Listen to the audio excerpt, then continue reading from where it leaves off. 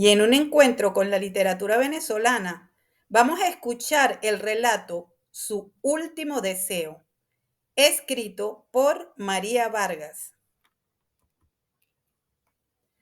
Fueron muchas las veces que Magdalena le escuchó decir a Estela que su deseo era que al morir ella pudiera estar al lado de Ignacio de Jesús. Al momento de su deceso, ya el cementerio donde estaba su hijo había sido clausurado. Por lo tanto, la única forma de cumplir esto era que lo inhumaran y lo trasladaran al lugar de reposo de Estela. Había que ir al antiguo cementerio y ubicar en sus registros la parcela donde había sido sepultado hacía 30 años. Serían las 2 de la tarde cuando Magdalena entró al antiguo cementerio. Este cementerio está ubicado en la ciudad y se inauguró en 1916 en terrenos donados por Juan Vicente Gómez. El dictador que tanto amó a Maracay mandó a construir un mausoleo en esos mismos terrenos para tener allí su última morada. Al entrar por la verja principal se puede ver una pequeña capilla. De cada lado de ese camino de la puerta a la capilla se visualizan los panteones, magníficos panteones que hablan de las familias que al inicio del siglo XX tenían un puesto preponderante en la sociedad del pueblo maracayero y podían erigir grandes monumentos de mármol en forma de ángeles o con la imagen de la Santísima Virgen para acompañar y proteger a sus difuntos.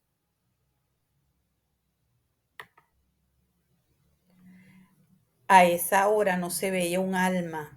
Se sentía solo la brisa que mecía, como una madre distraída, la copa de los árboles.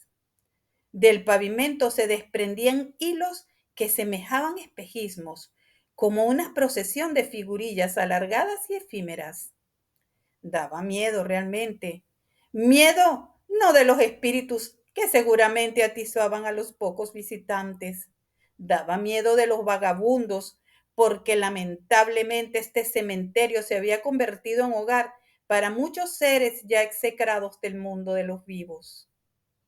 Magdalena observó en derredor buscando alguna persona que pudiese informarle qué debía hacer. Se quedó viendo a su izquierda y observó algunas lápidas derruidas, otras en pie,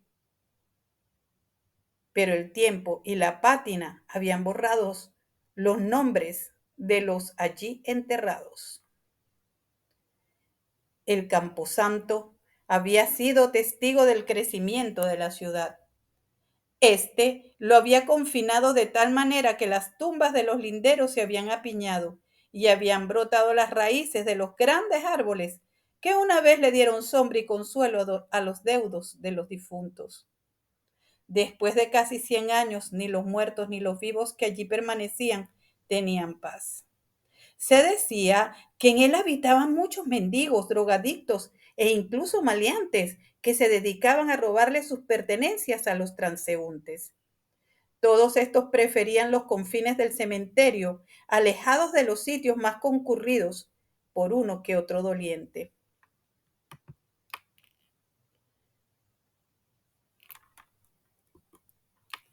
De pronto, de entre las tumbas, por esos caminos escondidos que las separan, comenzaron a aparecer unos extraños seres. Sus ropas descoloridas, sus rostros blanquecinos por el polvo, sacos de huesos andantes. Parecían espíritus en pena, pero no. Eran trabajadores de la municipalidad que también realizaban labores de sepultureros que salían de aquí y de allá. Y uno entre todos ellos dijo: Buenas tardes, mi señora. ¿Qué se le ofrece? Por instantes, Magdalena no supo si proseguir con la misión o simplemente girar los talones y salir a la calle. Pero suspirando profundamente recordó su promesa y siguió adelante. Le dijo que su hermano sería trasladado al cementerio nuevo y que necesitaba la ubicación exacta de la parcela donde él había sido enterrado hacía 30 años.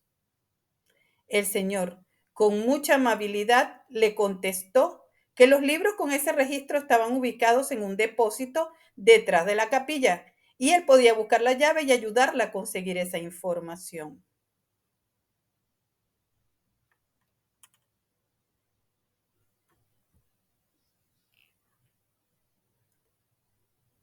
La puerta del depósito se abrió con una antigua llave llena de óxido.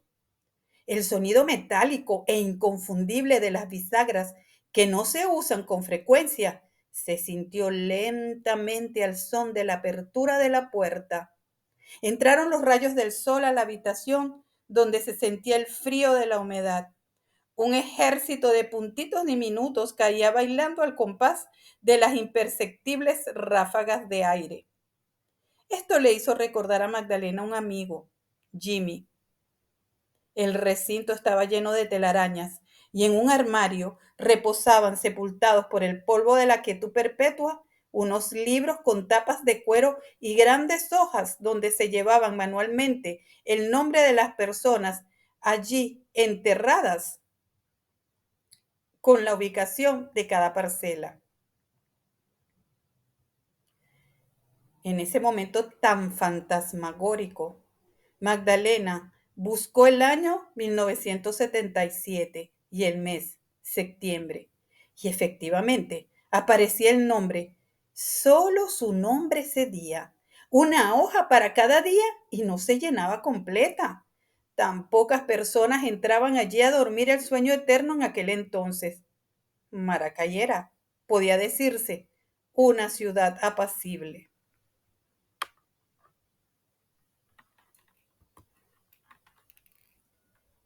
El 19 de marzo, día de San José, el patrono de Maracay, Magdalena sería testigo de la exhumación de los restos mortales de Ignacio de Jesús. Fue ella, de toda su familia, la última que lo vio con vida cuando era una jovencita de 16 años. Ella acompañó a su papá hasta la morgue del hospital a constatar que era Ignacio de Jesús, el hombre arrollado en la autopista. Y ahora, a sus 46 años, sería la que testificaría este acto sagrado. Llegaron puntualmente aquellos hombres que de tanto convivir con los muertos ven en estas actividades una oportunidad de llevar algo más de comida a sus familias. Con sus cuerpos polvorientos y con picos, palas y martillos, iniciaron a demoler el nicho de cemento que se elevaba por encima del ras del piso. En 1977 habían ofrecido ese lugar porque no había fosas cerca de la avenida principal. Para ese momento se había dicho que bajo esa parcela tal vez yacía otro cuerpo olvidado por su familia. No quedaba más que aceptar. Así que se construyó la cripta de cemento de forma sobresaliente. Todos estos asuntos vinieron a la memoria de Magdalena. La demolición no fue completa, solo la placa que sellaba el nicho. Al derruirla, quedó expuesto el féretro. Era marrón, hecho de una especie de latón y pintado de manera que semejaba madera. Para aquel entonces fue un féretro para una familia sin muchos recursos, tomada por sorpresa por tan terrible suceso, pero cumplió su cometido, pues estaba intacto. Los recuerdos surgían como un torbellino. La funeraria se llamaba José Gregorio Hernández. Estaba en la avenida Bolívar de Maracay. Eran chispas de recuerdos. Las mujeres llorando, los hombres serios, los jóvenes conversando. Estela vestida de negro, inconsolable. Ver morir a un hijo es un dolor inenarrable. La ley natural es que los hijos entierren a sus padres, no al contrario. Su hijo mayor había fallecido de forma trágica, el hijo por el que Estela sufrió más durante toda la vida. Magdalena cerró los ojos y volvió a sentir una especie de limbo que se abre entre la vida y la muerte. El cuerpo de su hermano, allá en la sala velatoria, ante los ojos incrédulos de todos. La pregunta recurrente, ¿Cómo pudo ser posible? Nadie supo exactamente lo que sucedió. Era muy tarde en la noche, cuando intentó cruzar la autopista para llegar a su casa que estaba a pocos metros del otro lado. Una nota en un diario donde se pedía a los familiares reclamar el cuerpo de Ignacio de Jesús fue lo que alertó a todos. La vida de Ignacio de Jesús era misteriosa porque se iba de viaje como conductor de gandolas y pasaban meses sin que se supiera en qué parte del país estaba. Los sepultureros hicieron una palanca a la tapa de la urna para abrirla con sumo cuidado. Ya la funeraria había entregado una especie de cofre alargado cuyo tamaño permitiera colocar la osamenta. El cuerpo conservaba completa la ropa con la que fue vestido, la camisa, el pantalón y las medias. Magdalena se acercó un poco para detallarlo. Ahora, a sus 46 años, le parecía pequeño todo. Ella recordaba a su hermano alto, fornido, y así lo vio a través de sus recuerdos, por unos instantes solamente. De pronto se escuchó un silbido fuerte, muy fuerte, que rasgó la nube de recuerdos y abrió la brecha a la realidad. Y de entre el grupo de hombres, tal vez 10 hombres entre los sepultureros y los funcionarios de la funeraria, apareció un señor muy, muy extraño, vestido a la manera de los años 70, con un pantalón bota ancha y zapatos blancos, que aunque estaban limpios, se veían amarillentos, una franela de rayas horizontales y un amasijo de collares que pendían de su cuello completaban su vestimenta. Portaba además unos lentes tipo Ray-Ban y una boina de cuadritos. Era casi esquelético, pero aún así se notaban sus músculos bien definidos. Se podía ver que era un hombre de piel blanca pero curtida por el sol. Realmente era una aparición entre fantasmal y psicodélica. Un hombre que había venido en el túnel del tiempo. Era impresionante que toda esta atmósfera le recordaba a Magdalena los años en el barrio Ciudad Tablitas y el terror que despertaba en ella aquellas noches cuando su hermano se aparecía borracho y discutía con su mamá. Este personaje tenía en ese momento una misión específica. Él, y solamente él, tocaría la osamenta. Todos los presentes le dieron paso y de una manera respetuosa se retiraron. El señor de los huesos miró al cielo, se persignó y entre dientes rezó por unos minutos e inició su ritual. Sin usar guantes ejecutó su trabajo. Al tocar el cuerpo, la ropa que había permanecido intacta a la vista de todos se pulverizó, dejando en evidencia los huesos completos. Con sumo cuidado fue depositando estos en el cofre, iniciando por el cráneo. Pero cuando llegó finalmente a los pies, ahí las medias que no se rasgaron sirvieron como una funda que recogería los huesecillos. Al terminar su trabajo se retiró sin despedirse y sin hacer algún gesto de limpiarse las manos.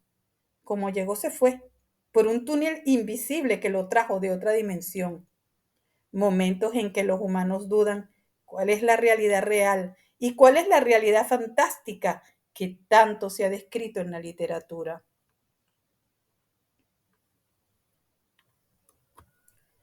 Años después, Magdalena sabría que a las personas que cumplen esa función les dicen rezanderos. Y de esta manera se cumplió el deseo de Estela de estar al lado de su hijo para tener la paz eterna.